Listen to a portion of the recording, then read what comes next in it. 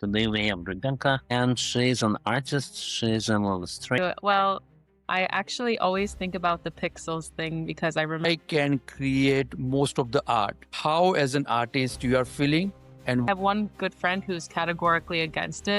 How does AI influence you as a painter and as an artist?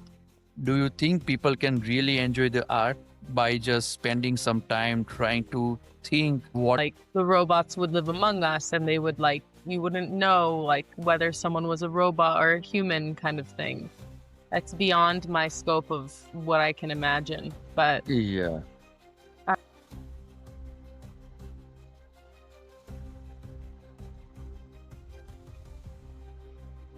So today we have Rebecca, and she's an artist, she's an illustrator. From her childhood, she was into painting. She used, I remember, very small pixels in Microsoft Paint to Wow.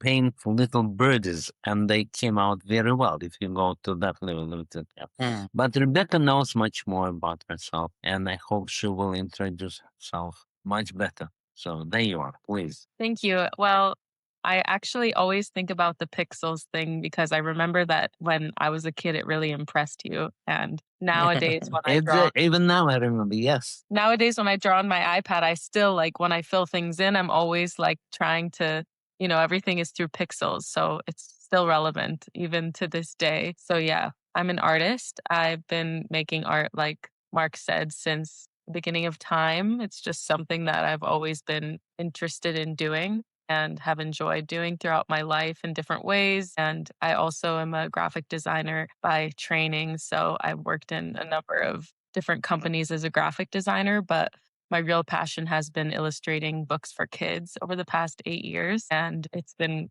really fun working on different projects, whether it's magazines for kids or posters. And I also really like to make cartoons. So I'm always working on my next project. So we are very thankful to have you here as an artist, because so far in this podcast or any of our webinars, we have not spoken with any of the artists. So we are very thankful that you are joining. So in the beginning of the conversation, right, let me ask a very straight question, if you are okay with that, that now since AI is there, and AI can create most of the art. How, as an artist, you are feeling, and what is the general feeling pertaining to AI among artists like you? Okay, well, first I'll start by saying that in general, I feel like AI has made me feel overall not as good because it helps on a day to day basis, but it's also like a tool that it can be easy to slowly become reliant on it. And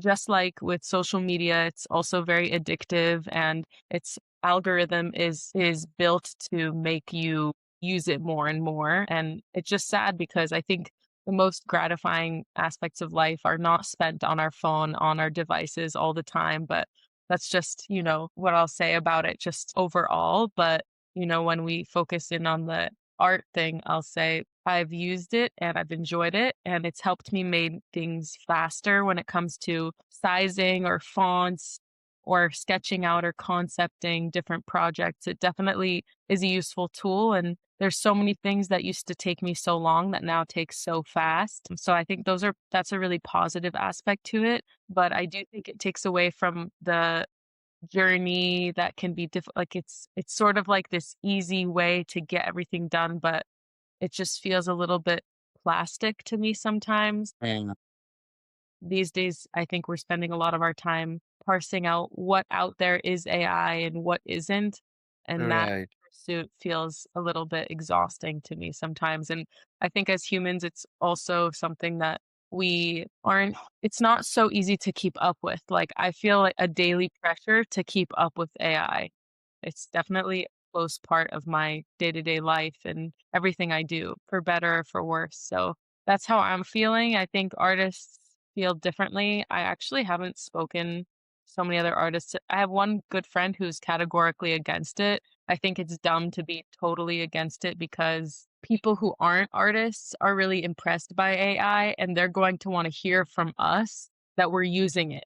you need to be able to say you use AI because it's trendy and because people are feel like if you say you don't use it, then what that other person might think is that you're not taking advantage of a tool that could improve Yeah, work. Like maybe right. you're being stubborn. So yeah. Yeah, and even before AI, right? What I have been hearing was like most of the artists, like I saw your Instagram account and you have quite a few followers. Now, most of the artists, when they do art, they just want to, first thing is they just want to please themselves. Now, what is happening is since now all the matrices are governed by how many likes and good comments you are getting onto the social media, right? So artists have to tweak their art based on the social media algorithm. Is that true? That's what I heard, and that's what I felt that even before AI started, since we were having very strong algorithm on the social media, artists did not like that because now they have to make sure that they work according to the algorithms. I'm not sure how true that is.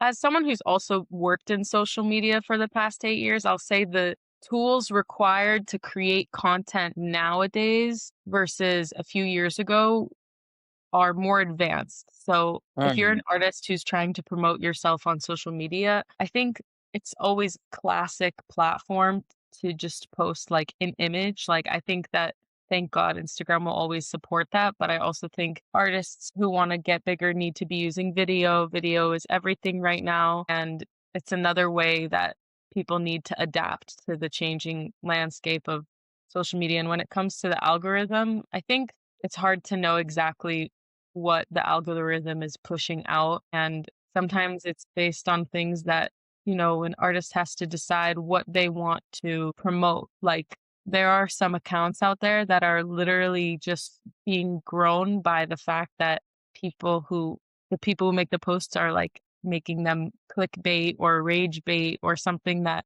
people are going to just look at. And then the algorithm pushes out posts that are controversial. So I think the question is outside of the algorithm, an artist has to ask themselves what they want to contribute to the world. Like, what does their soul want to contribute to the world?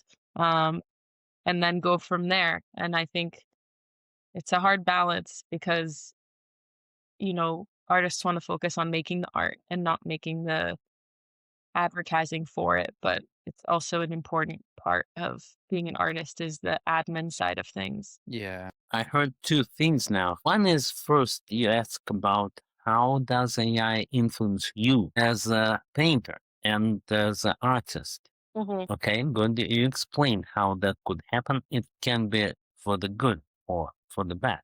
But Right.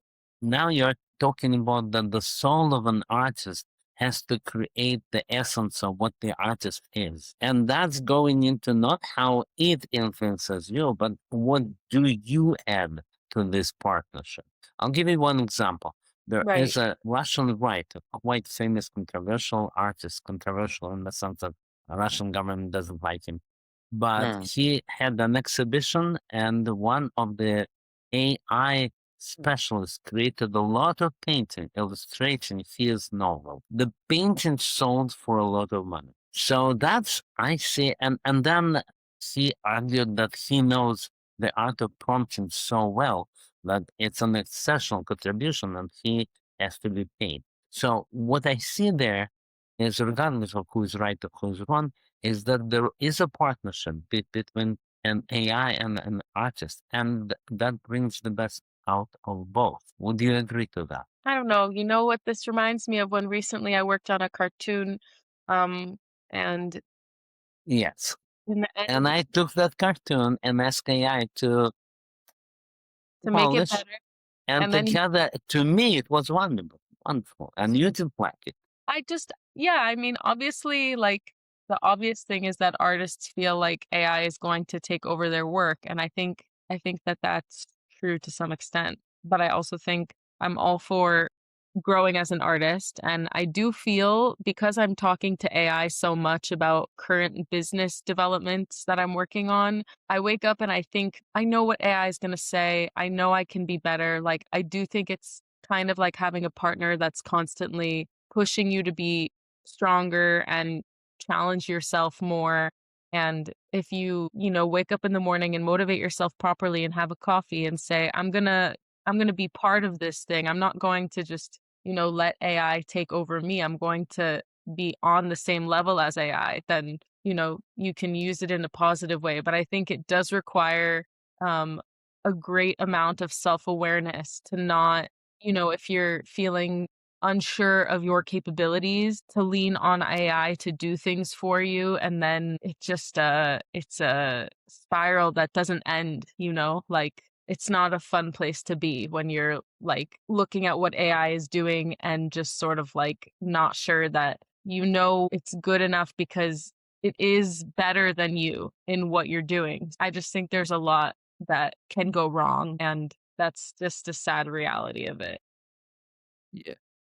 More That's and been more, my I personal experience. I know that's not everyone's experience, but I'm using AI for a lot of different things, so it's definitely impacting my life in a lot of ways. so I spoke with couple of artists like you, and what they are thinking is AI is doing great job, but the soul is missing in the art. So I am not sure, right? I would like to understand from you when they say soul is missing, what is it actually? Is it that soul is something that human will feel that it is near to their heart or something else? So what is that soul in the art and how I is missing that? Well, I think the soul in an art is from the person creating the art itself. So I feel like art is kind of like a mediator between the human who created it and the viewer who is seeing the art. So, in that sense, there is no soul if the person who's looking at the art can't feel that connection between them and the person who created the Uh, art. So, I think that sometimes AI can come up with funny, sweet art, and I've used it for different invitations, and friends of mine have also used it for party invitations, things like that. But I think when people say there's no soul, it's just that you can feel that there's something missing huh. in the art, that it's sweet, but you can just tell when it's not created by someone most of the time. That connection between the artist and the viewer is a key piece of it. And I think that's also why I like sharing cartoons so much, and because it's not just about sharing the art and saying, "Hey, look at this piece of art that I made. It's pretty." It's I'm trying to tell you something through the art that I'm making that I think is valuable, that I want you to take away from seeing it. I'm not trying to just transmit a piece of art. I'm trying to transmit feeling to the person that's seeing the art, whether it's feeling less alone in their experience or feeling happy. Like, I think that art can elicit emotion in people, and AI art can't elicit the same kind of emotion. Huh. Very, very nice. Thank you. I can add maybe. I once was in the museum, Houston Fine Arts Museum, with the kids, and an artist came to us. He said that he introduced himself, and I don't remember how we started, but we discussed how to understand art. And he said, look at what the painter is telling you. Don't look just at the picture. Look at the story that is unfolding in front of your eye. And that maybe is another aspect of the soul that you're bringing. It's the feeling that you get a lot. A lot of impressionists just paint the feeling essentially, but it is also a story that he is telling you. Now, AI usually does not have a story to tell you. It just tells you what you need.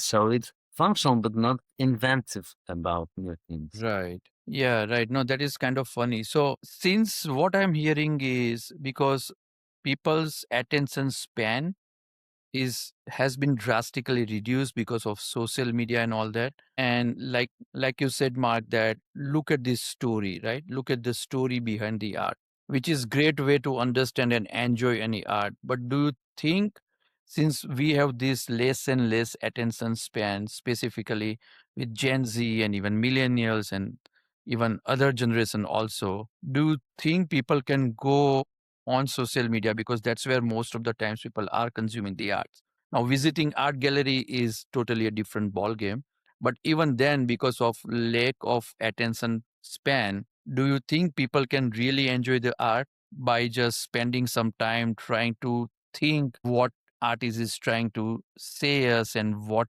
is the story behind it, and then feel that art and enjoy within. Do you think that is still feasible, or you think that people are now more and more into like quick adrenaline rush or quick fun kind of thing, and that's why like artists are also not telling the stories more and more when they are doing on social media, but they just wants to quickly get into people's mind and create something different so that people spend at least extra second on it. So I think it's a great question, and I hear it a lot, in especially in the teaching profession. When university people, when they teach, they complain that the students can concentrate, cannot listen. And I would say that first of all, we cannot ignore the problem. That's what really is going on right now. So we must find an answer. And I think they're beginning to understand a little bit that that's new life. That's a new life with AI, which will not let you just ignore that.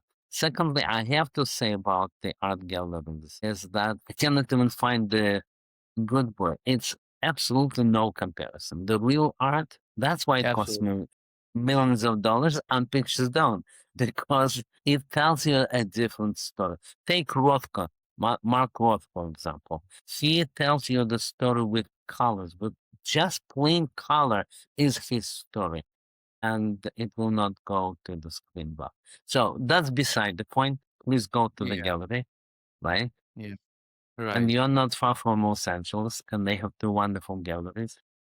Yep. And yeah, I think we are around real tour. We're trying to find something that is possible to find. Not easy, because the art is about finding things that are not easy. And I'll let Yeah, you no, I talk. was watching the news all since you spoke about LA, right? So all the movie artists are protesting against all these frontier line, I mean LLM models and all that, right? So for example, they are protesting against this OpenAI and Anthropic and all that. Their demand is to pause the innovation in AI for now until everything gets settled down. So that is also coming up, and that's where like more and more artists are feeling pain, specifically in the movie industry, because now their characters that they used to play after a lot of struggle is actually now being taken over completely by AI characters. And that's where we will see that lot more protests are coming from artists more than anyone else, because in my opinion, whose jobs are getting replaced in the corporate world, they can still find a way and they will take it like, okay, it happens, because in technology people are used to mass layoff, right? Maybe not to the scale that AI will do, but people are still used to do mass layoff. Just look at this 1999, where that dot-com bubble happened, or even 2009 and all that, right? But these movie industries have not seen something like this They for had that years. good, right? Yeah, they always had the good time, right? So they will protest huge, and it's already started, and that's what I will think, that that protest will go on for a while. Well, are you for AI or are you against? I don't think it's so black and white for me. I think I'm Mhm. for it in some ways. I would say overall, I'm against it. Just because when it comes to social media, like it just everything that was feeling plastic about our world today just became more plastic. Like it's so consumerist, like it's even more like fast and instant gratification and like on principle, it's sad, but I also think that I'm all for growth and challenges and I'm up for the challenge. So if it's happening, let's adapt my thoughts on it. Hmm. That's nice. That's nice. That you are not going to a demonstration against AI.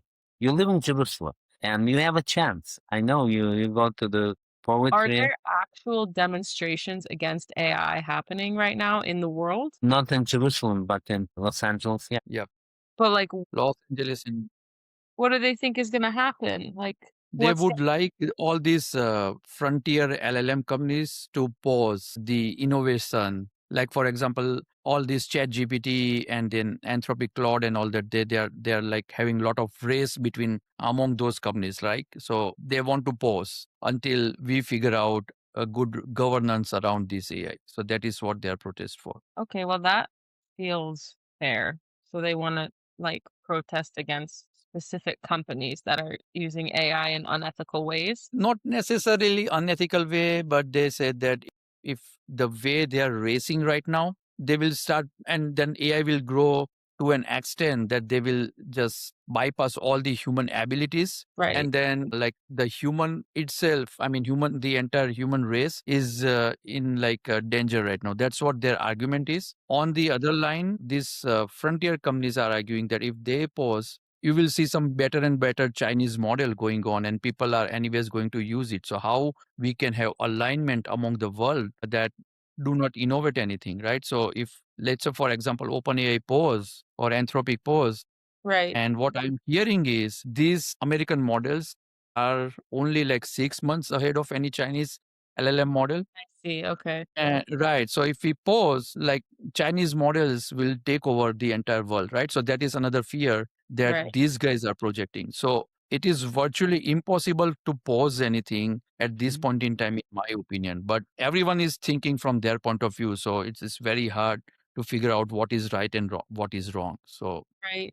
Right. The Right. major argument is the cat is out of the box. yeah, I cat don't is know out of. why they talk about the cat specifically and what's bad about being out of the box. Cats love being in boxes, but what you're saying is very clear. You cannot fight against the AI. Right. Right. Correct. Yeah. Yeah, and they are arguing that we had similar arguments when originally the tractor was innovated. Yes. People were saying that the farm workers will be jobless.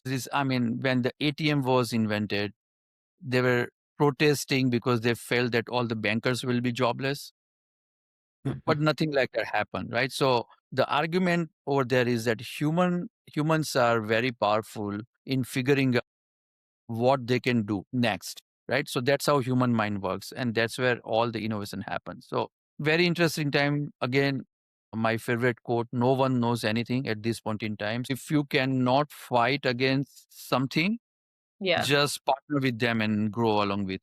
Yeah. There's a, if you can't Okay, beat them, Rebecca.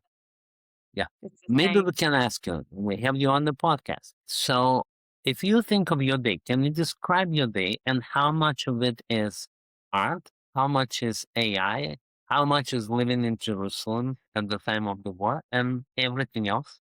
Well, I'm in an interesting time right now because I'm currently in between work, and so I have a lot more time to spend on my art and on building out projects, personal art projects that I'm working on that I'm excited about. So every day looks very different for me right now. Like essentially I'm living the life of a freelancer, so I'm always trying to just stay on top of things and get my work done, and part of it is creative drawing, doing different things, and part of it is admin and also applying to my next role to see what I can do and how I can contribute. So I'm definitely been thinking a lot about my next steps. But I'd say first of all, I'm using AI for work all the time, less so with my art, thank God. Like I do feel like when I was doing stuff in marketing or social or at work, I used it more. I do think that, like I said earlier, if you're not feeling confident in your role and you're using AI, it can kind of make you spiral. And so I don't personally love that aspect of AI. But I'd say, like, it sounds like you're asking for percentages or whatever, but I'm using AI on a daily basis. And then if I'm like anxious about war, art, or not even art. I'm not really anxious about art, thank God. But if I'm like, I do think that if you have mental health issues, they can fester in AI. And a lot of people are using AI as therapy right now, Mhm.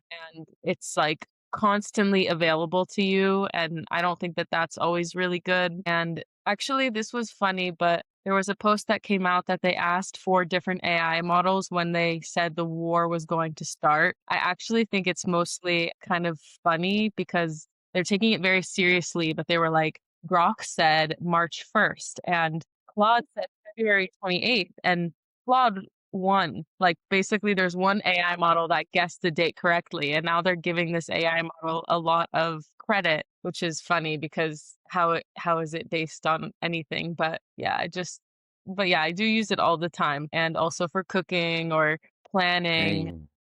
I use it, I would say, more than the average person, and I think it serves me well for the most part, but I think it also makes people, like, a little bit lazy sometimes. Yeah. That's an interesting thing that you mentioned. People are learning to live with robots. You know that there is kind of Facebook for the robots, and it's called Moldbook. If you come there as a human, you have two doors. You can enter as a robot, you can enter as a human. There are millions of robots there already talking about their things, whatever they are talking They're about. talking with each other, you're saying? Yes, yeah, I Yeah. thought you wouldn't know because I we didn't as know. technologists were on top of that, and so yeah, we watched all the What are time. they saying to each other? You can read What do they say? moldbook.com What do they talk about? or Moldbook, yeah. Well, how they are going to take over the earth and humanity, Really? probably. Yeah. They will surely talk about that just to make fun. Right.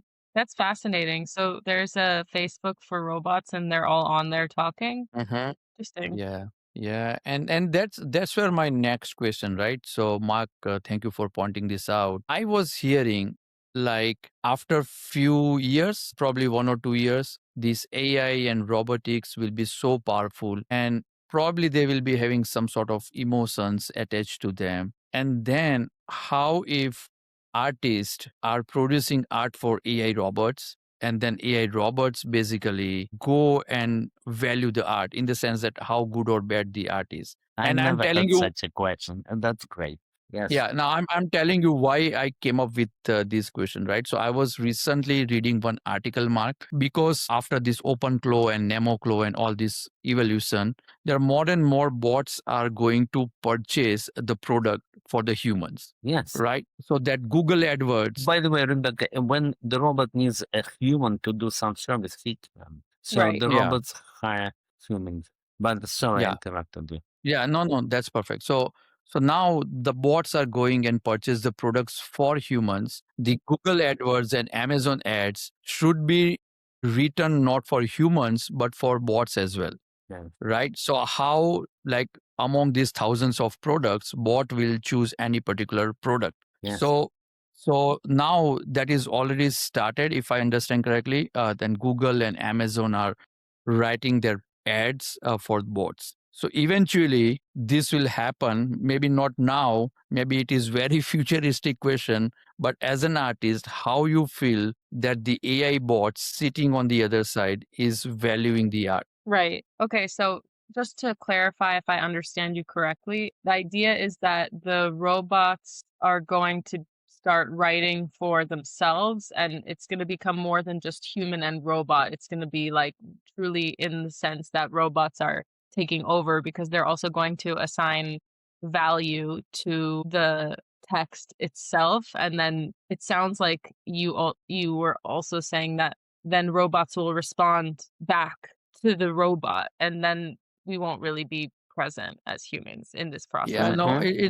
it's more like just imagine this virtual art gallery where all the artists produce their art, and Mhm. then AI robots visit that virtual gallery, and then they give some thumbs up or thumbs down and do some comments. That kind of scenario is what I'm imagining. So the scenario is that robots will be commenting on the art too. Right, Yes. Can you produced by imagine humans. you are an artist that's very popular with robots, not so much with humans? How would you like that situation?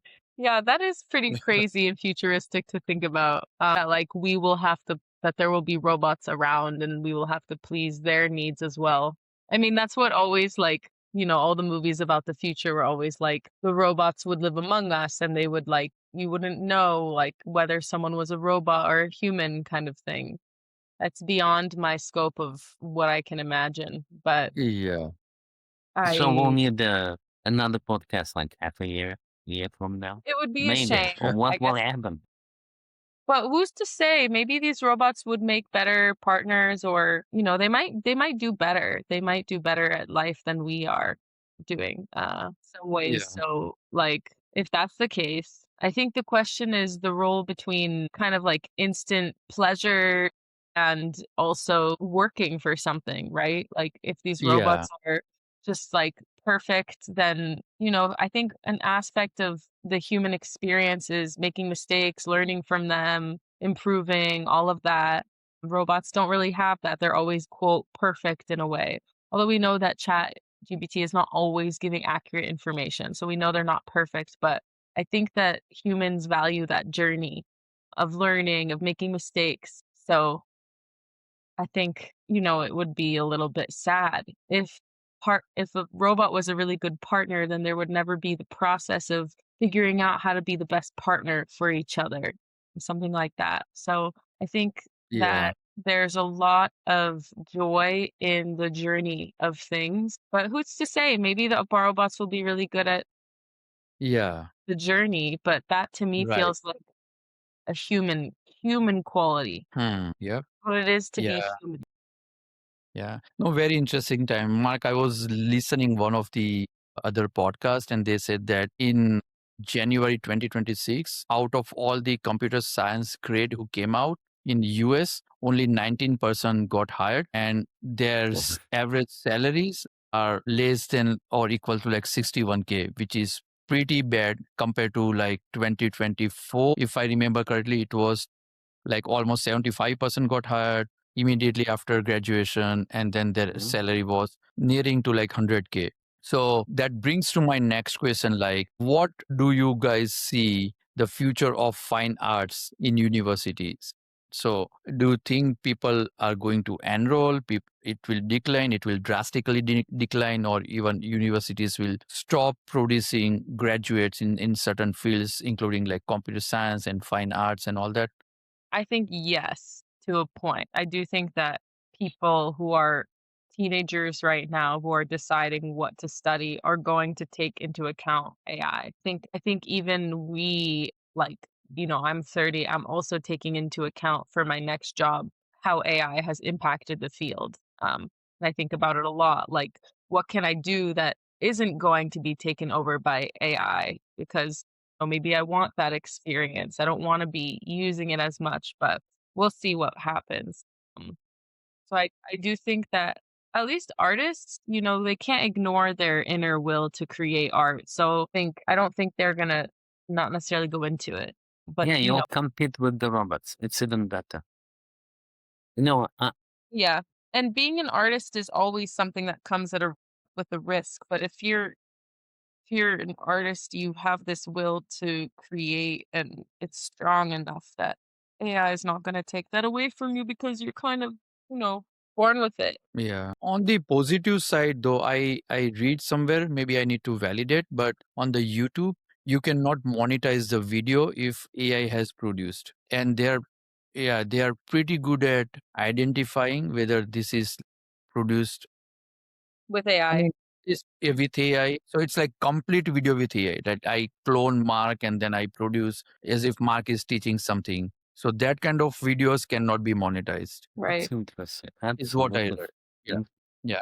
And that By the that's way, your question you asked about the universities and art. My wife is friends with thousands of artists and professors, university professor. They all bemoan AI because people don't study, they don't think. That's a common theme. And yeah. yes, the transition will be a little bit painful. Don't want to say it will be hard, but it is a problem. We cannot ignore that. But I hope that they will find good answers. And that's all I can say. Confirm your Yeah. question. No, makes sense. All right. We are on the top of the hour, but any last moment, like Rebecca, you would want to say something else, something from the voice of artist, you would like to convey something? I think I will convey that as an artist, there is something really special about waking up and making some art without AI. And that's always going to be special. Even as AI continues to grow and take over, like it's not going to take away from the magic of experiencing life as a human. And we still get to go out and go on hikes and see friends and play music and hug each other. And AI is not going to take that away from us. So even with all these fears, I still feel like grateful and even more grateful for the satisfaction of being a human. And that's what I Yeah, and what I am predicting is that now people will start producing more and more art through AI. And then there will be, I mean, people will then sought after arts from real artists because eventually people will fade up very fast. So if AI start producing like plastic like art, right? People will start fed up very fast, and then again they there will be something like, I would want to see an original art from the artist. Right. And that is the beauty of how democratically these technologies are evolving, right? So right now everyone want to see art from AI, for example, because it produces fast and things like that. Right. But human tendency is we fade up very fast. So we want something new, and that new can be only produced by human, at least as of now. So that is what my take is.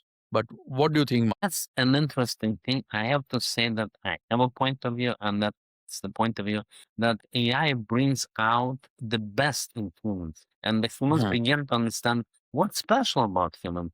AI can do routine things. So must be something about you as a human that is great and awesome. At least I think it's Dan Berger who is the architect of Microsoft Azure. And he came here to the university and I went to the lecture. He said that he is absolutely envious of the human brain. Because Mhm. with all his Azure, human brain works on 30 watts of power and does miraculous, amazing things. Well, I think he's still thinking this way. Okay. Perfect. Thank you so much, Rebecca, for joining our show. It has been always pleasure talking with you, and hope to see you more in this podcast going forward, because we have a lot of topic, and specifically people want to hear more and more from artists like you in this AI age. So hopefully we'll meet in future pretty soon. But till then, thank you. Well, And thank you Thank so you. much for having me. all right. It was a real All right. pleasure. Yeah. All right.